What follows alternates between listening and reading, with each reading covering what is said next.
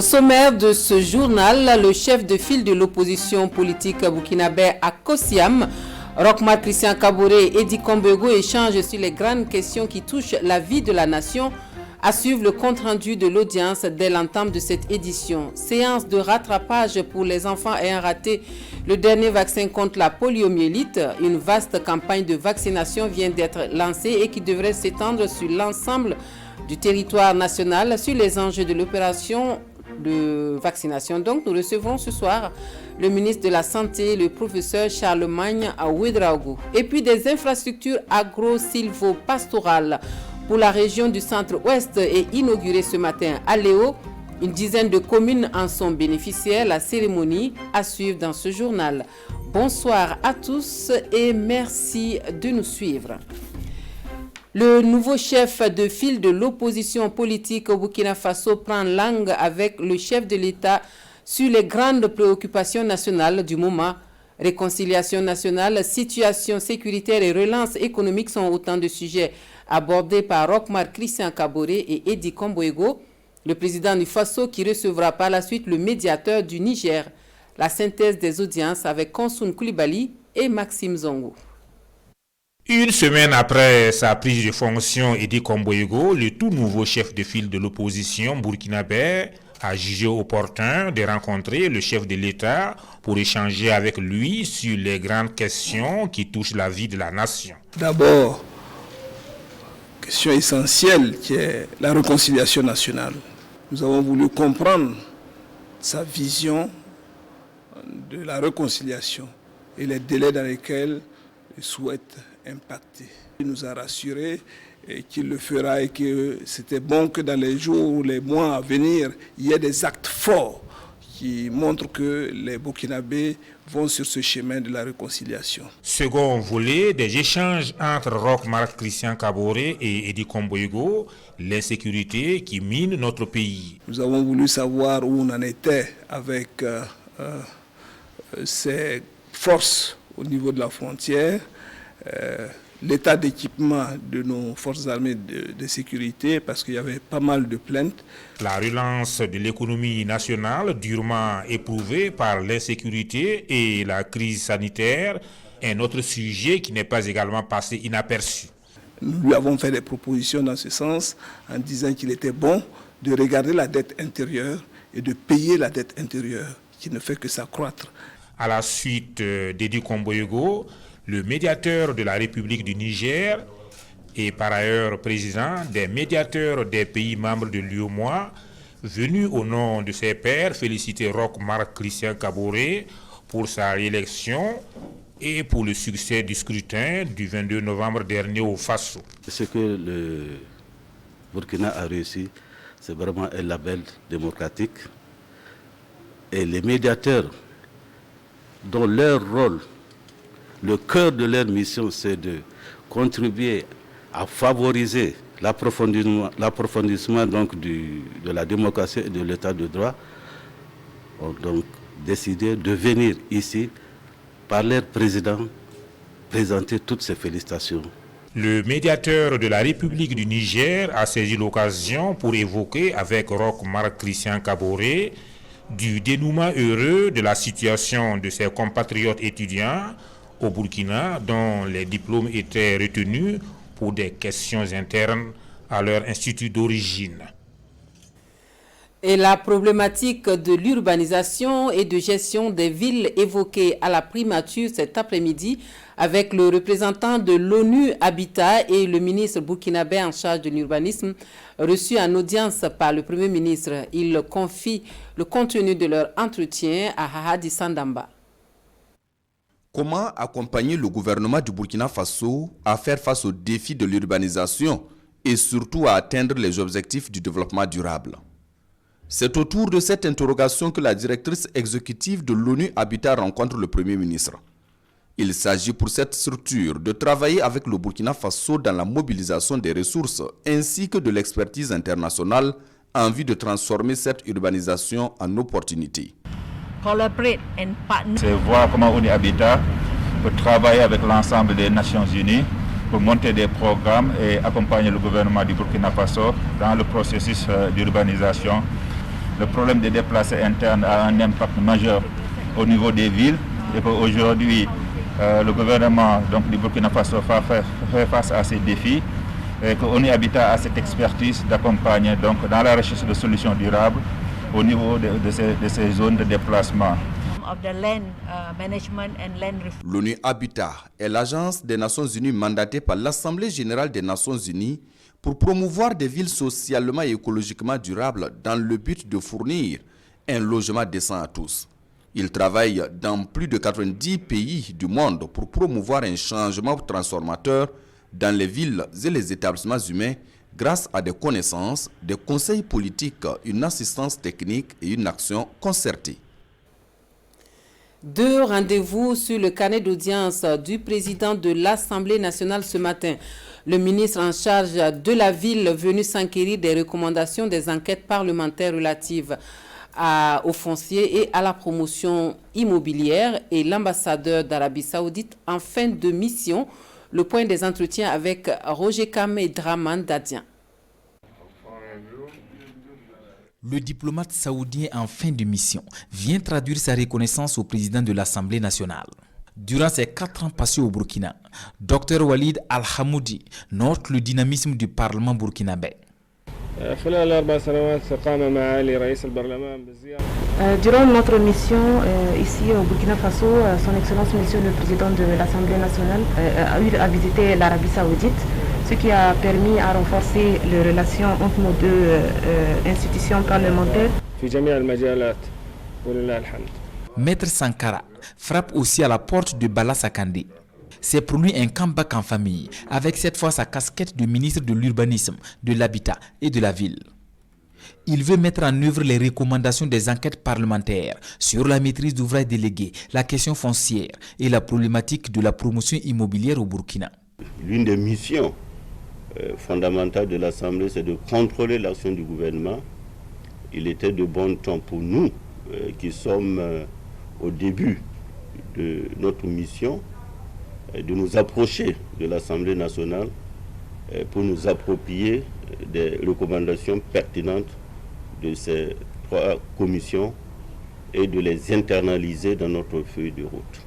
Au cours de cette audience, le ministre de l'Urbanisme annonce au chef du Parlement l'arrivée de Maïmouna Sharif, la sous-secrétaire générale des Nations Unies, directrice exécutive de l'ONU Habitat.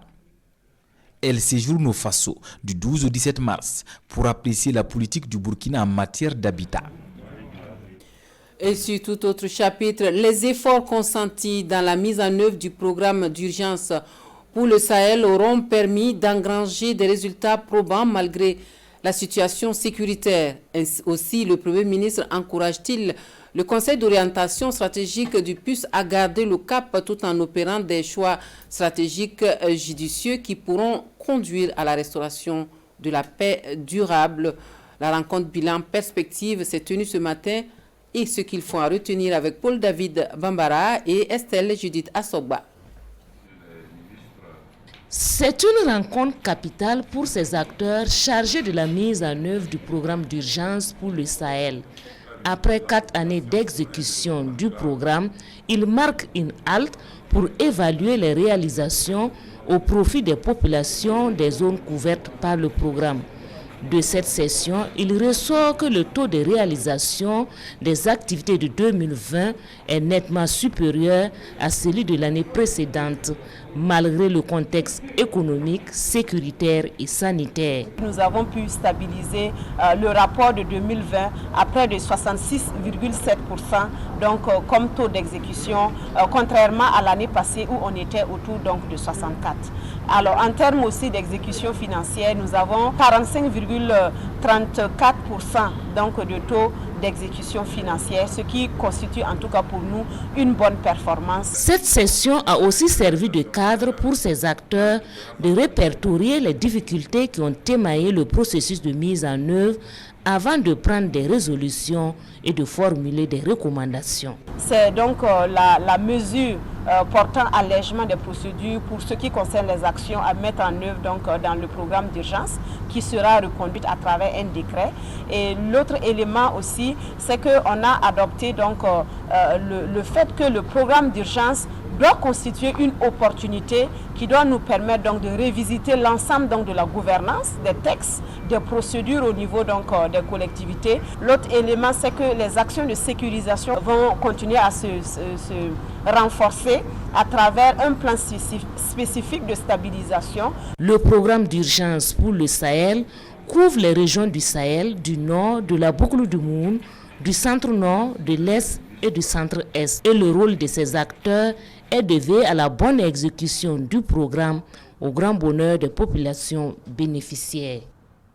Et pour leur engagement dans la lutte contre le terrorisme, le général de brigade Moïse Minungu, chef d'état-major des armées, et le colonel-major Gilles Bationneau sont faits commandeurs et officiers de la Légion d'honneur, une reconnaissance de la France à toute l'armée burkinabé dans sa bataille contre le terrorisme. La cérémonie de décoration, images et commentaires avec Kwale Nebié et Isiaka Nana. Général Minungu, au nom du président de la République, nous vous remettons les insignes de commandeur. Le général de brigade Moïse Minungu, chef d'état-major général des armées, fait commandeur de la Légion d'honneur. Le colonel-major Gilles Bationneau, chef d'état-major de l'armée de terre, lui, est élevé au rang d'officier de la Légion d'honneur. Ces officiers supérieurs de l'armée burkinabé reçoivent la plus haute distinction française pour leur abnégation et leur engagement aux côtés des armées françaises dans la lutte contre le terrorisme dans la bande sahélienne. On a voulu, à travers ces deux décorations, marquer à la fois notre reconnaissance à l'égard de leur action, déterminée, courageuse, et puis marquer cette fraternité d'armes qui pour les militaires est essentielle. Et donc on a voulu à travers cette décoration prestigieuse, parce que c'est le premier des ordres nationaux français, on a voulu vraiment saluer cet engagement commun, cette lutte côte à côte, cette fraternité d'armes, cette amitié qui nous lie et qui, j'espère, va pouvoir perdurer et même se renforcer dans les semaines, dans les mois qui viennent. Au-delà de leur personne, pour les récipiendaires, c'est le mérite de toute l'armée burkinabé qui est ainsi reconnu. Cela témoigne du mérite de nos forces armées, des éléments de nos forces armées. Vous êtes témoin que la situation actuelle, elle est différente de ce qu'elle était il y a 1 an ou 2 ans. Et je pense que c'est ce mérite-là que notre partenaire historique et stratégique, comme je dis, vrai partenaire, a reconnu ses efforts. Donc pour nous, reconnaître le travail que nos forces armées font, je pense que c'est une fierté pour nous d'arborer justement ces médailles-là. Et le chef d'état-major général des armées burkinabé de rassurer de la poursuite des initiatives prises dans le sens du renforcement de la coopération militaire entre le Burkina Faso et la France. L'ambition étant, selon le général de brigade Moïse Minungu, de préserver les populations des affres de la guerre dans le Sahel. En santé, séance de rattrapage pour les enfants ayant échappé à la dernière stratégie vaccinale contre la poliomyélite. La campagne de vaccination qui vient d'être lancée au CSPS de Zaktouli ce matin se déroule du 12 au 15 mars prochain et sur l'ensemble du territoire national. Précision sur les enjeux de la campagne avec Césaire Carfo et Hahadi Sandamba. Avec cette dose administrée, c'est donc parti pour 96 heures de vaccination de rattrapage contre la poliomyélite. Une campagne qui vient répondre à une urgence car le Burkina Faso a enregistré des nouveaux cas de poliomyélite ces dernières années, malgré son éradication en 2015. Le virus de la polio qui sévit ailleurs ne respecte pas les frontières. C'est pour cela qu'un certain nombre de cas en rapport donc avec des souches particulières dues donc à la vaccination qui est survenue dans certains pays, nous avons recensé environ 64. Et ça mérite qu'il y ait une campagne de rattrapage. Environ 1 900 000 enfants âgés de 3 à 6 ans seront vaccinés. Il s'agit pour les autorités sanitaires de ratisser large afin de toucher tous les enfants qui ont échappé à la dernière stratégie vaccinale. Et c'est la forme injectable qui est utilisée en lieu et place de celle orale. Aujourd'hui, le Burkina s'est mis à jour et a disponibilisé ce type de vaccin pour permettre de couvrir et de prendre en compte toutes les mutations des souches de polio qui circulent. C'est au CSPS périurbain de Zaktouli que le ministère a choisi pour le lancement de la campagne. Une campagne de vaccination qui se déroule du 12 au 15 mars sur toute l'étendue du territoire. Et pour être plus complet sur le sujet, nous recevons sur notre plateau le docteur Issa Ouedraogo. Il est le directeur de la prévention par les vaccinations. Bonsoir, docteur. Bonsoir. Bienvenue sur le plateau. Merci. Du journal télévision du 20h de la télévision de Burkina. Merci, docteur, de répondre à nos questions. Quel est l'intérêt de cette énième campagne de vaccination contre la poliomyélite? Alors, merci pour cette pertinente question.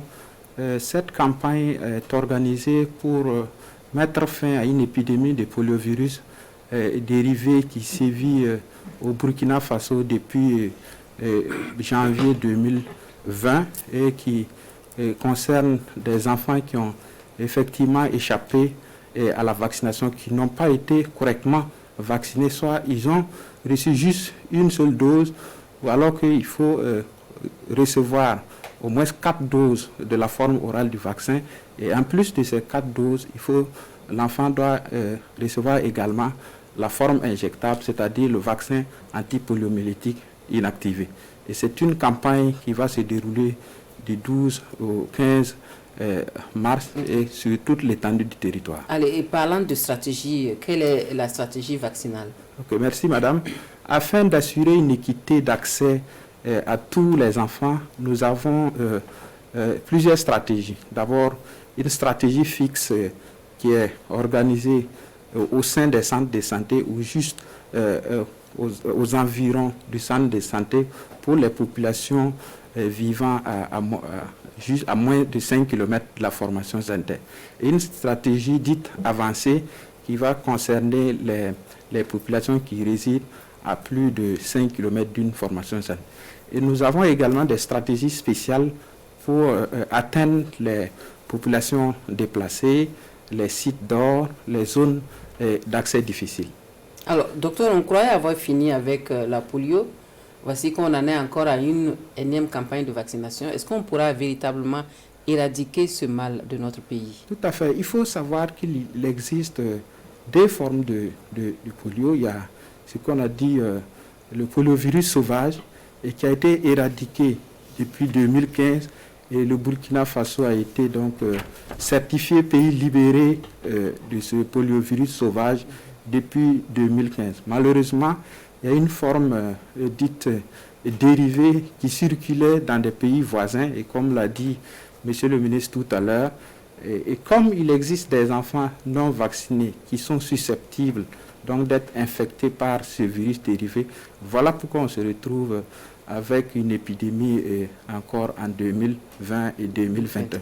Mais avec le VPI, le vaccin antipoliomyélitique inactivé que nous sommes en train d'administrer, si nous arrivons à couvrir tous les enfants, nous allons mettre fin à cette épidémie. Juste un dernier mot pour assurer les populations. Est-ce que les séquelles de ce virus-là, ce sera les mêmes comme pour ce qu'on connaît?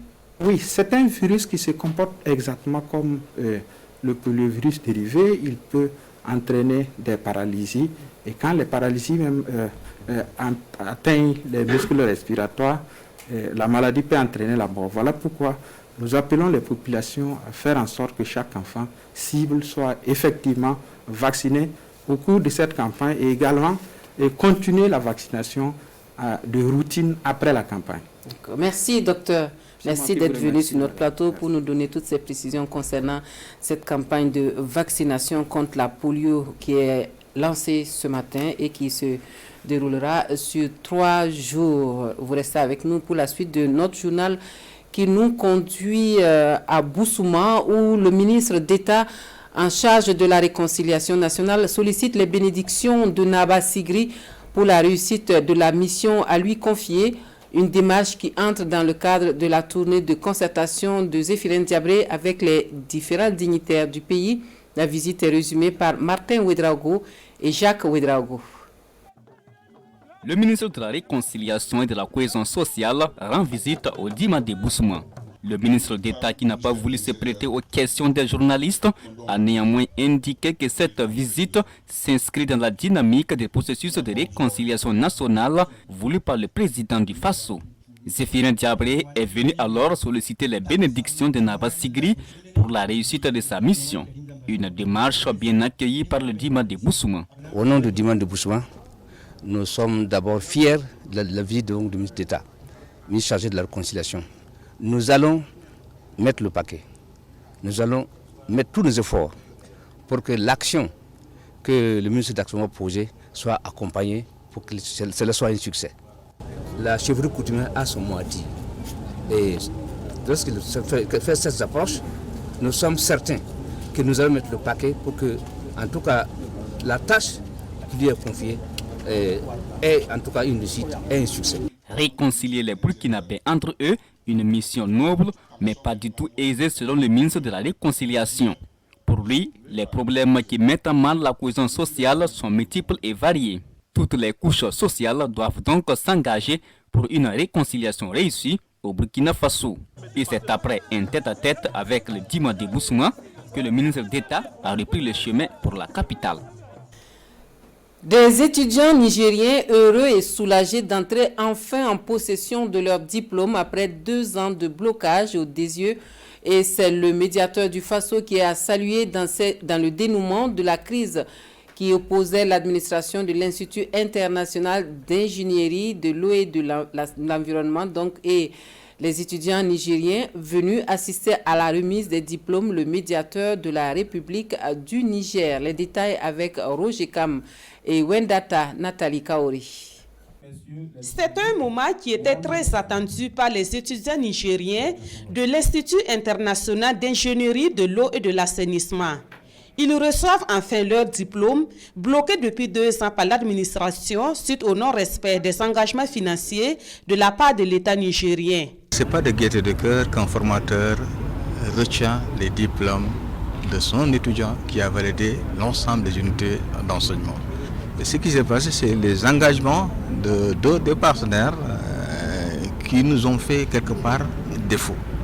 Et le moyen qu'on avait, j'ai dit ok, on laisse les étudiants terminer l'ensemble de la formation, mais on ne délivre pas les diplômes à la fin tant que les engagements pris par les États n'ont pas été respectés. Le déblocage de cette situation est l'aboutissement d'un plaidoyer que le médiateur du Niger et son homologue du Burkina Faso ont mené auprès de la direction générale de DSIE. Lorsque les étudiants nigériens sont venus me saisir, c'est tout à fait normal que je me retourne vers ma collègue, donc le médiateur du Faso, connaissant ses compétences en la matière.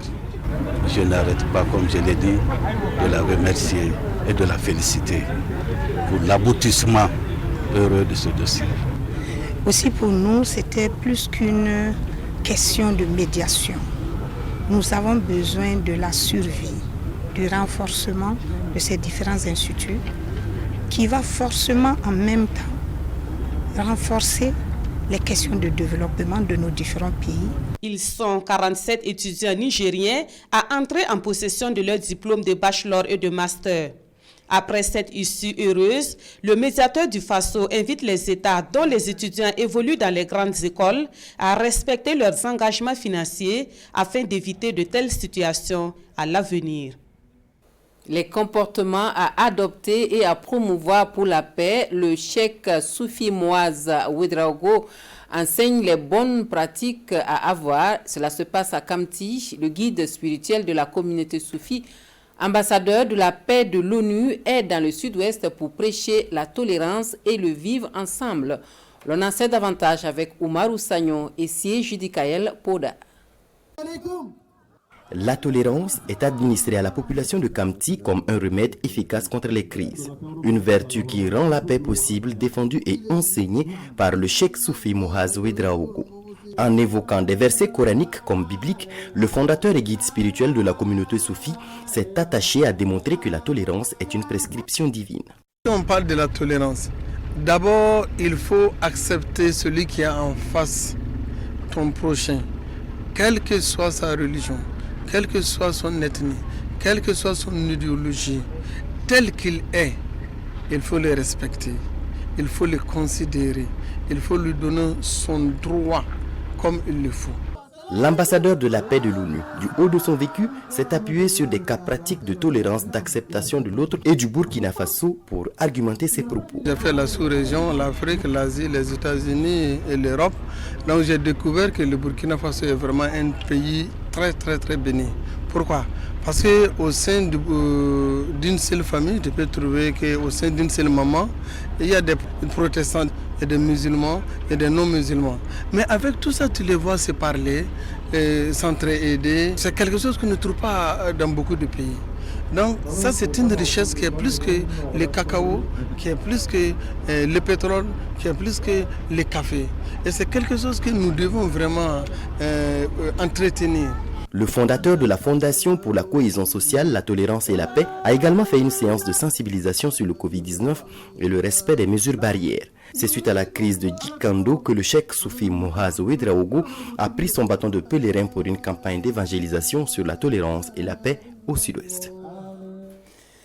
Des infrastructures dites structurantes et stratégiques, voici qualifier les réalisations au profit du monde rural pour lutter contre l'insécurité alimentaire et la pauvreté dans le centre-ouest. Comptoirs d'achat, magasins, centres de traitement, entre autres, sont les infrastructures agro-silvo-pastorales au profit d'une dizaine de communes. Tout cela inauguré ce matin à Léo en présence de Issa Kafando et Nyarkiteda. D'une capacité de 1500 tonnes, le comptoir d'achat de Léo est désormais ouvert aux populations de la Sicile. Par cette coupure de ruban suivie de la remise des clés aux différentes collectivités, le magasin de stockage d'amandes de karité de 300 tonnes à Sapui, celui de Niébé de 200 tonnes à Pouni, le marché à bétail de Léo, 3e du genre au Burkina. Bref, la liste est longue. Ces différentes infrastructures sont opérationnelles dans une dizaine de communes pour booster le développement rural dans la région du centre-ouest. Ces infrastructures-là vont permettre de mieux commercialiser, de mieux transformer, de mieux valoriser nos produits. C'est pour dire que c'est beaucoup d'infrastructures structurantes. Aujourd'hui, nous sommes à 48 infrastructures structurantes pour permettre vraiment de valoriser les filières agro-silvopastorales et halieutiques. Porté par le PCESA, le programme de croissance économique dans le secteur agricole, les réalisations coûtent plus de 2 milliards de francs CFA. C'est une initiative du gouvernement burkinabé avec un soutien de taille du Royaume de Danemark. Nous avons mis le financement à disposition du gouvernement de Burkina Faso parce que c'est les contributions de croissance économique durable, c'est l'emploi, c'est la productivité d'agriculture et c'est 80%, plus que 80% de populations actives qui travaillent dans l'agriculture. C'est énormément important pour nous. Aux côtés du ministre de l'Agriculture, ce matin à Léo, il y avait le directeur de cabinet de la présidente du Faso, les autres ministres en charge du développement rural. Il recommande auprès des bénéficiaires un usage utile. Nous allons inviter les mairies et le conseil régional donc de s'approprier ces infrastructures, de travailler à les viabiliser, à faire en sorte que cela fonctionne et que cela soit un exemple pour tous ceux qui peuvent bénéficier de ce genre donc, de programme-là. Un plan d'utilisation est déjà mis en place selon les collectivités territoriales. Non, moi, c'est un COGES ici de 10 membres. Le rôle de ce COGES-là consiste à collecter des fonds pour pouvoir gérer l'infrastructure. Pour la prochaine phase du PCESA, le Royaume de Danemark va toujours accompagner l'État burkinabé sur la période 2021-2025 avec une enveloppe d'environ 100 milliards de francs CFA. Le projet sécurité alimentaire à l'Est a désormais son siège à Fada et en plus de l'immeuble, d'importants matériels sont mis à la disposition de 27 communes de la région. Nous suivons tout cela avec Amidou Lankwande et Ibrahim Sanou. Le projet de sécurité alimentaire à l'Est PSAE siégera désormais dans cet immeuble R+1. Il a coûté environ 380 millions de francs CFA et entièrement financé par l'Agence française de développement, AFD. La construction de ce nouveau bâtiment traduit parfaitement à nos yeux la concordance de priorités que l'État burkinabé et l'AFD, et à travers l'AFD la France, accordent à l'agriculture, à cette production agricole, celle qui nous nourrit, qui nourrit nos enfants, qui nourrit nos familles. Je voudrais particulièrement, au nom du président du Faso, son Excellence, M. Rochmark Christian Kabouré, remercier l'Agence française de développement pour son appui technique et financier, pour l'amélioration des conditions de vie de nos vaillantes populations de la région de l'Est 17 tracteurs, 13 égreneuses multifonctionnelles, 13 motoculteurs, 5400 charrues et 312 charrettes sont également remis aux acteurs de l'agriculture afin de développer leur capacité de résilience. Ces nouveaux matériels et équipements vont participer à l'amélioration des conditions de travail et des capacités productives des bénéficiaires, l'amélioration de la propriété et l'homogénéité et donc la qualité des produits agricoles mis sur le marché. Les producteurs que nous voulons accompagner ce matin ont besoin que nous puissions être aux côtés d'eux jusqu'à ce que la mécanisation agricole soit une réalité pour l'ensemble des producteurs de notre pays. À l'occasion, les 31 impétrants de la 9e promotion du Centre de promotion rurale PK60 ont reçu leur parchemin. Revue des projets et programmes sous tutelle technique du ministère de l'Économie, des Finances et du Développement. L'exercice prépare le terrain pour la nouvelle année. La gestion des risques dans la mise en œuvre des projets est l'une des donnes à prendre en compte. Alidou Badini, Pascal Kané, sur l'ouverture de la session ce matin à Ouagadougou. 17 projets et programmes sous tutelle du ministère de l'Économie, des Finances et du Développement vont passer à la loupe des participants à cette première session de la revue des performances des projets et programmes. Il s'agira d'apprécier leur état de mise en œuvre à la fin de l'année 2020 et au premier trimestre de l'année 2021. Déjà, les responsables de la revue sont satisfaits de la réalisation de ces projets et programmes. Je voudrais citer le transfert de cash de plus de 20 milliards, de 20 milliards 394 millions de francs CFA au profit de 101 633 ménages vulnérables. On peut noter également la réalisation de près de 3000 infrastructures socio-économiques au profit des populations, dont plus de 1000 ont été achevées et sont en cours de réception. On peut noter également l'octroi de crédits de près de 650 millions à 3350 jeunes et femmes dans le cadre donc, de la promotion des micro-entreprises et des activités génératrices de revenus. Les projets et programmes sont mis en œuvre dans un environnement de risques liés notamment à l'insécurité et à la pandémie du Covid-19. La première revue de l'année sera consacrée à l'analyse de ces risques dans la gestion des projets et programmes. Les participants auront 2 communications à la matière afin de leur permettre de mieux prendre en compte et de gérer ces risques. Et pour refermer ce journal, début ce jeudi 11 mars des festivités officielles du centenaire de l'église des Assemblées de Dieu du Burkina Faso. Pendant 4 jours, louanges et prières vont monter vers Dieu pour des actions de grâce au regard du chemin parcouru et du niveau atteint par l'Église. L'ouverture est une cérémonie religieuse en présence de délégations de plusieurs pays. Nous voyons tout cela avec Bernard Kombelem et Vincent Kendrebego. Les festivités du centenaire des Assemblées de Dieu du Burkina Faso, démarrées depuis le 1er janvier, gagnent en intensité. Depuis ce jeudi, des délégations sont venues de toutes les régions du pays pour une célébration officielle de 4 jours à Ouagadougou. C'est le moment pour cette congrégation religieuse de rendre grâce à Dieu pour 100 ans d'existence et pour le niveau atteint par l'Église dans sa croissance physique et spirituelle. Durant ces 100 ans passés, il s'est manifesté, il a agi, il a honoré sa parole. Eh bien, nous sommes heureux.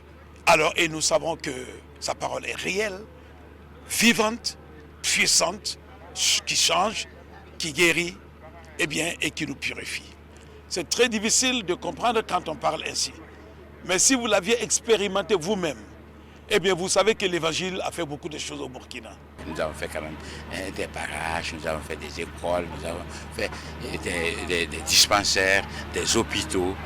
Et ça, c'est l'expression réellement de notre foi et aussi de l'amour du prochain. Des délégations de plus d'une dizaine de pays participent au jubilé. Louanges, prières et enseignements vont meubler le programme et le clou de la célébration doit intervenir dimanche 14 mars au centre des conférences des Assemblées de Dieu, ex-75e anniversaire.